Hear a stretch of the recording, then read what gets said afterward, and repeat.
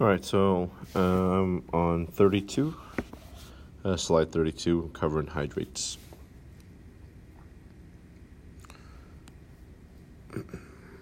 All right, so what is a hydrate?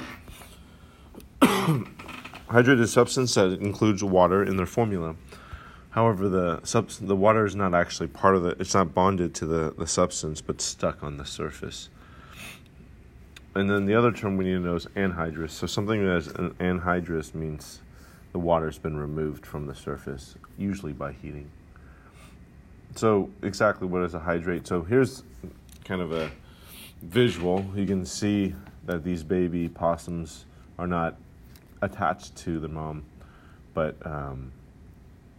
they are still, if you were to take all of them, they're still part of the mass, even though they're not chemically bonded to mom.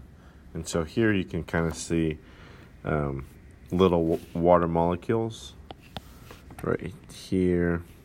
So they're kind of on the surface of the molecule or the compound. So they're not bonded, but they're kind of attached to the surface. So the way we write this is, for example, if we had copper 2 sulfate, here is the compound.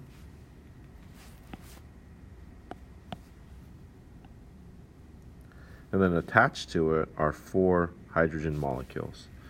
So you can kind of think if this was copper sulfate, you would have 4 H2Os kind of just on the surface of the molecule.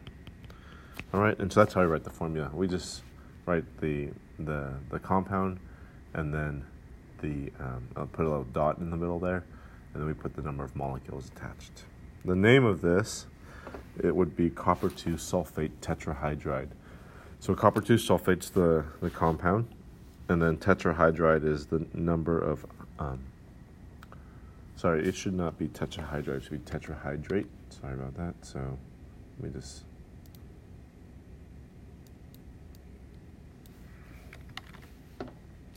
and so tetra, if you remember, is the prefix for 4. So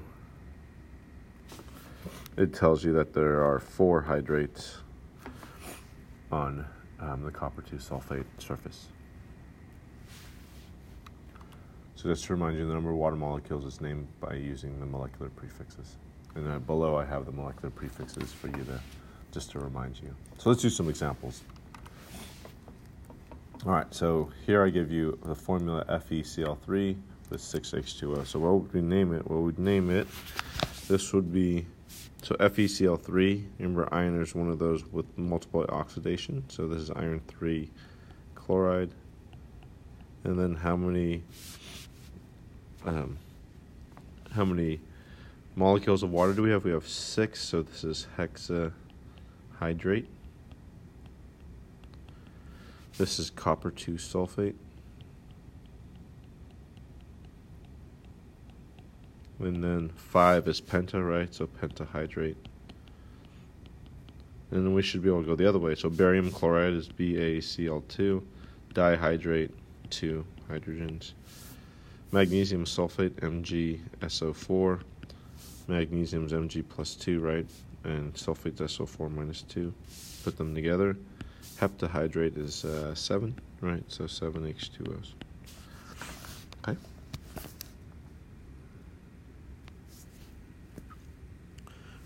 All right, so we just went over how to name these. We're going to do some example problems. So it says a sample of copper 2 sulfate hydrate has a mass of 3.97 grams. So I'm going to draw this real quick. So this is copper 2 sulfate. Remember, copper 2 is Cu plus 2 and then sulfate. So it has hydrogens around, water, since it's a hydrate. The hydrate means it includes water, and hydrate means no water, right? So we don't know how many H2Os are around there, but there's H2Os, and this whole thing weighs 3.97 grams, okay? All right. And the next one, it says, after heating, which what means is we're going to remove that CuSO4, right? So after heating, the anhydrate, or what remains, is CuSO4, right? And that mass is, so the water is gone because it's evaporated, 2.54 grams. So we have to figure out we have to figure out the mass of copper 2 sulfate as well as the mass of water. So to figure out the water, I would subtract the two, right? So to figure out the water, I would take 3.97 minus 2.54, right? All right. And then once we do that, it becomes like an empirical formula problem, like we've done before. So let's do that together. So you have 2.54 grams of copper 2 sulfate. So the anhydrate or copper 2 sulfate by itself is 2.54 grams. Okay? And then what about water by itself? Water is 3.97 minus 2.54. So 3.97 minus 2.54 gives you 1.43 grams. All right. Then we're gonna if you remember from our empirical formula problems, we always convert to moles first. We basically want to figure out what is the molar ratio between copper 2 sulfate and H2O. Like, what if we have one copper 2 sulfate, how many H2O molecules will there be? Well, we first have to figure that out. So to convert to moles, we need grams here. So we need the molar mass of copper 2 sulfate. So the molar mass of copper 2 sulfate, copper is 63.55 plus sulfur, which is 32.7, plus 4 oxygens, each one having 16 grams. So it's 159.62, right? And then this is over 1 mole of copper 2 sulfate.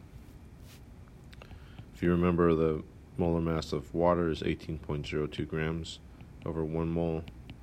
So 2.54 divided by 159.12 is 0.01596 moles of copper 2 sulfate. 1.43 divided by 18.02 for water gives me 0.07936 moles. Okay, remember from your empirical formula, this is the molar ratio, but we want whole numbers, so we're going to divide by the smallest amount of moles. In this case, it's 0.01596, right? So this equals 1. This will equal around 5, very close to 5. Okay, so now we figured out the ratio, the molar ratio between copper 2 sulfate and water is 1 to 5. So we could write it out like this. The formula would be copper 2 sulfate, right, with 5 H2Os. We also want to, so that's the correct formula. We also want to know the name.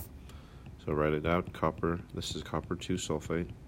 Remember, copper is one of the ones we need a Roman numeral because it has multiple charges or multiple oxidation numbers. So that's copper 2 sulfate. What about the 5 H2O? Well, 5 is penta, right? So pentahydrate. Okay. All right. So the next one I want you to try on your own. You can press pause, and then I'll go over the answer once you're done.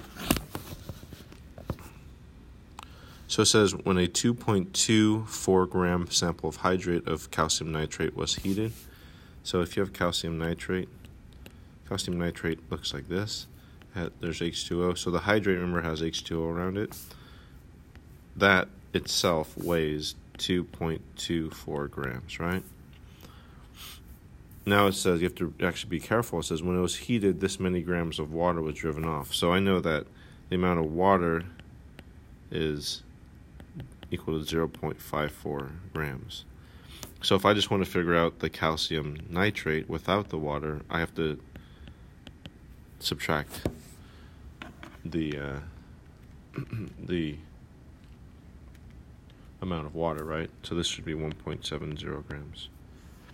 Okay, so remember in the previous one, they actually told you what the anhydrate was, and then you had to subtract to get the water. In this case, they tell you the water, and you have to figure out the anhydrate. Remember, the anhydrate is the compound without water. Anhydrate without, right? All right, so let's set this up like an empirical formula. So I'm going to put so the calcium nitrate. Let's do it this way. Sorry. So 1.7 grams of calcium nitrate, 0.54 grams of H2O. Alright, so we're going to convert first to moles. So calcium nitrate, if we calculate that, calcium is 40.08 plus, there's 2 nitrates, right? So 2 times 14.01 plus 6 oxygens. So you should get, I got 164.1 grams, or 1 mole. And then water, 18.02 grams over 1 mole. So this will give you 1.7 divided by 164.1, 0.01036 moles. 0.54 divided by 18.02 gives you 0.02. That's almost like, well, let's just go 2997 mole. Alright, so you're going to divide by 0.01036. That's the smallest amount, right? So this equals 1. This will equal, I think it'll be around 3. Do it right. Yeah, 2.89. I'm okay with that being 3. So,